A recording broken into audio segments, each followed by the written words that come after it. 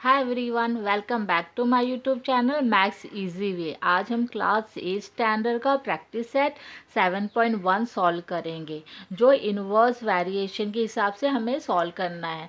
आपने देखा होगा प्रैक्टिस सेट 7.1 डायरेक्ट वेरिएशन था, but practice set 7.2 inverse variation है। दोनों में फ़र्क क्या है देखिए, यहाँ पर लिखा है नंबर्स ऑफ वर्कर्स 30 है एंड डेज कितना है 6 है। फिर सेकंड में देखिए नंबर ऑफ वर्कर 20 है, मतलब डिक्रीज हो गया है, राइट। लेकिन डेज कैसे इंक्रीज हो गया है। तो ये जब इंक्रीज होता है तो ये डिक्रीज होता है, ये डिक्रीज होगा तो ये इंक्रीज होगा, मतलब दोनों में अपोजिट होता है। सेम पहले आपने देखा होगा प्रैक्टिस है 7.1 में डायरेक्ट वेरिएशन में अगर नंबर ऑफ वर्कर इंक्रीज होता है तो डेज भी इंक्रीज होता है, ये भी इंक्रीज हुआ तो नीचे का भी इंक्रीज होता है। बट यहाँ पर ऐसा नहीं है, नंबर ऑफ वर्कर देखिए डिक्रीज हुआ है तो डेज इंक्रीज हो गया है। सो ये अपोज में आता है, सो ये इन्वर्स वेरिएशन, इसको इन्वर्स वेरिएशन कहते हैं।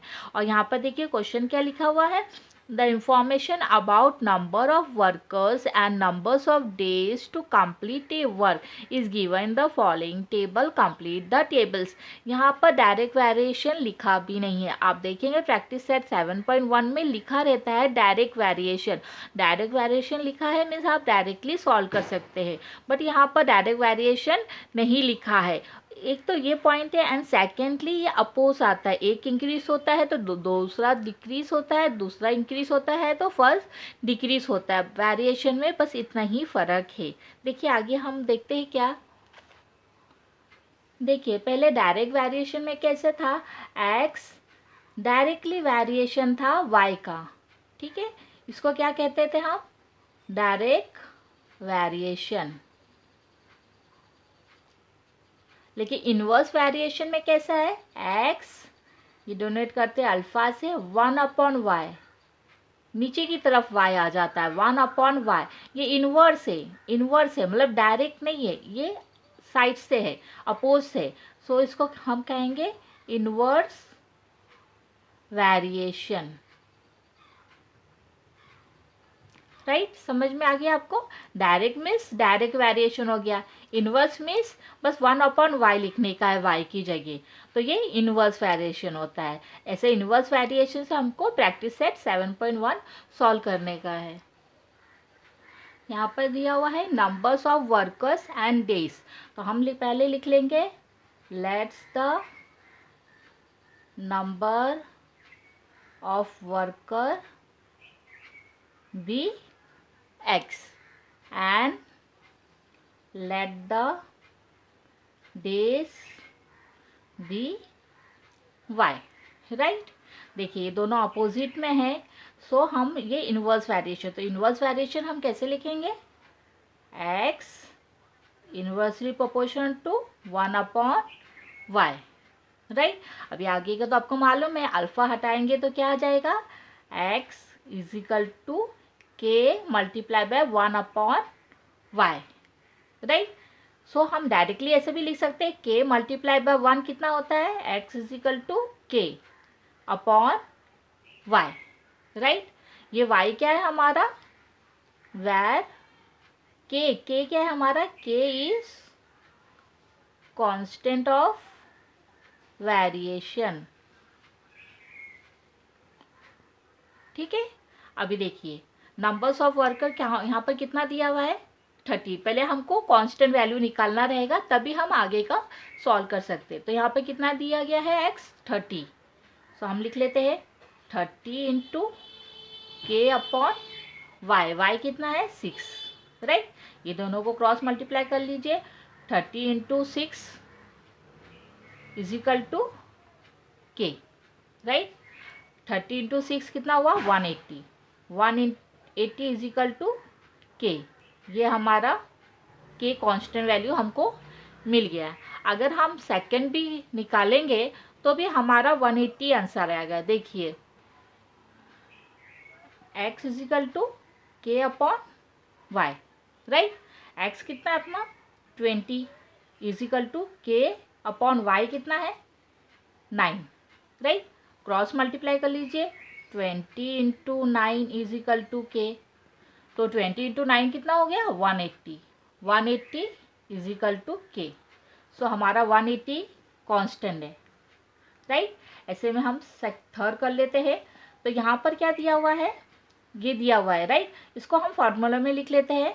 तो ये X Y is equal to के, राइट। तो X Y is equal to के कितना आया, 180।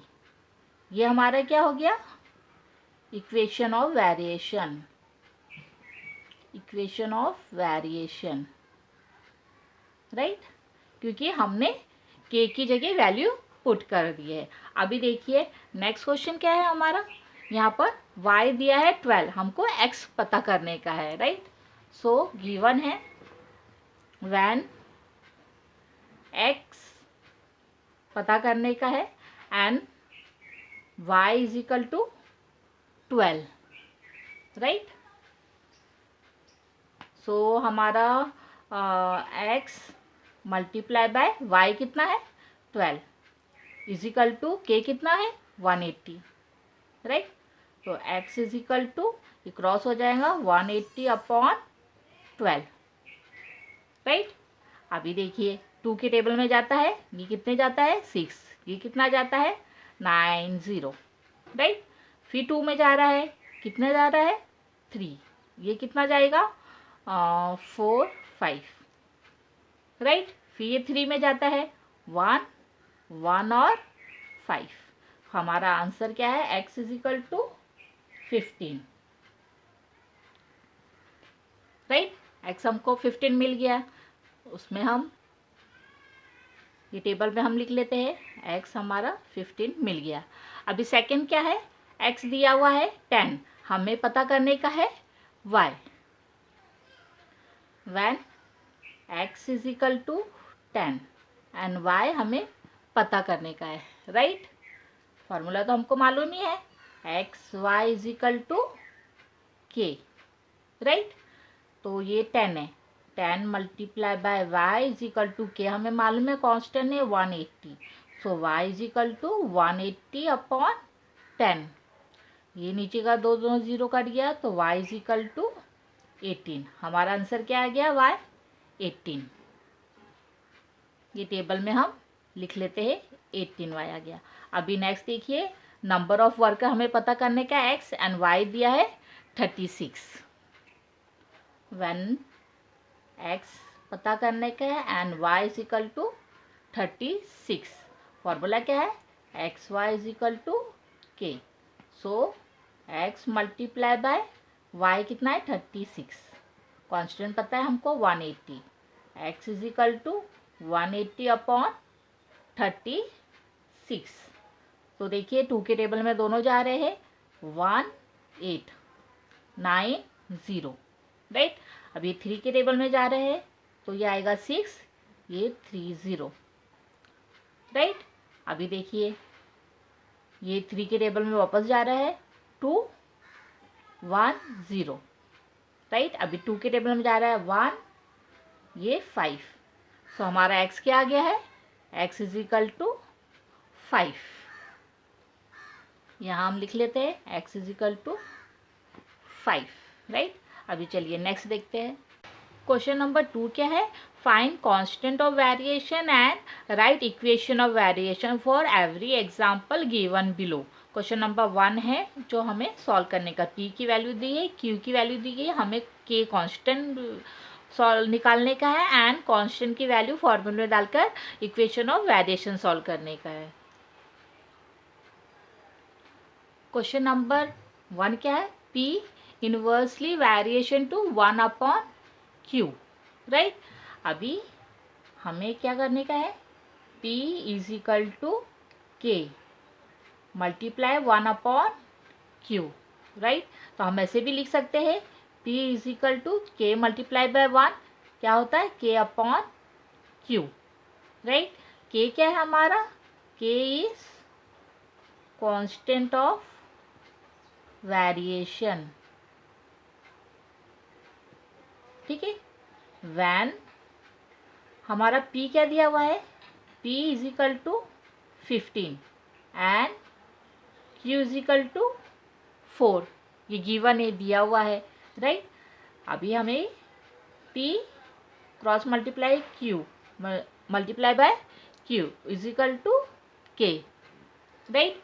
तो पी कितना है हमारा 15, 15 मल्टीप्लाई बाय क्यू कितना है 4, 4 इज इक्वल टू के, राइट। 15 मल्टीप्लाई बाय 4 कितना होता है 60 इज इक्वल टू के हमारा आ गया, मतलब कांस्टेंट ऑफ वेरिएशन आ गया। तो ये क्या है हमारा, के इज कांस्टेंट ऑफ वेरिएशन, ये हमें लिखकर दिखाना रहेगा, राइट। अभी के आ गया। अभी हमारा फॉर्मूला क्या था, p q is equal to k, p q is equal to के कितना आया है 60, 60 लिख दिया। ये हमारा क्या हो गया, equation of variation, equation of variation. इसमें हमने इसको अंडरलाइन कर दीजिए और इसको भी अंडरलाइन कर, कांस्टेंट ऑफ वेरिएशन भी हमने निकाल लिया है, इक्वेशन ऑफ वेरिएशन भी हमने निकाल लिया। अभी नेक्स्ट देखते हैं। नेक्स्ट क्वेश्चन क्या है, z inversely variation 1/w, z की वैल्यू दी गई है 2.5 एंड w की 2.24, राइट। सो हम लिख लेते हैं z इज इक्वल टू, ये अल्फा हटेगा तो क्या आ जाएगा k/w, राइट। तो z multiply by w cross हो जाएगा इज इक्वल टू के क्या है हमारा, where k is constant of variation, right.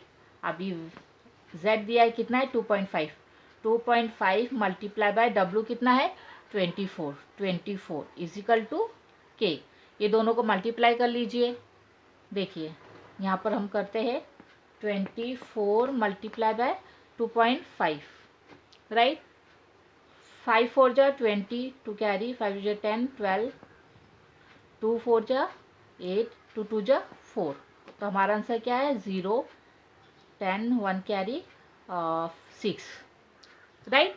लेकिन डेसिमल पॉइंट क्या है, राइट हैंड साइड की तरफ से देखने का एक के बाद है, 1 डिजिट के बाद पॉइंट लगाए, तो हमें भी 1 डिजिट के बाद पॉइंट लगाना रहेगा। तो हमारा आंसर क्या आया 60, तो 60 इज इक्वल टू के, ये हमारा आंसर आ गया। ये क्या आंसर आया है, के is constant of variation, right. अभी हमें सिर्फ इसमें लिखने का है। तो हमारा फॉर्मूला क्या था, z w is equal to K, तो z w is equal to के कितना आया 60, ये हमारा क्या आ गया, equation of variation, equation of variation. इसको भी अंडरलाइन कर दीजिए। ये constant of variation and equation of variation दोनों हमारा निकल आया। अभी हम थर्ड देखते हैं। नेक्स्ट क्वेश्चन क्या है, x inversely variation to 1/t² if x is equal to 4 and t क्या है 5 है। सो हम सॉल्व कर लेते हैं। x अल्फा निकालने के लिए क्या करना रहेगा, is equal to k/t², right. अभी ये हमारा k क्या है, k is constant of variation,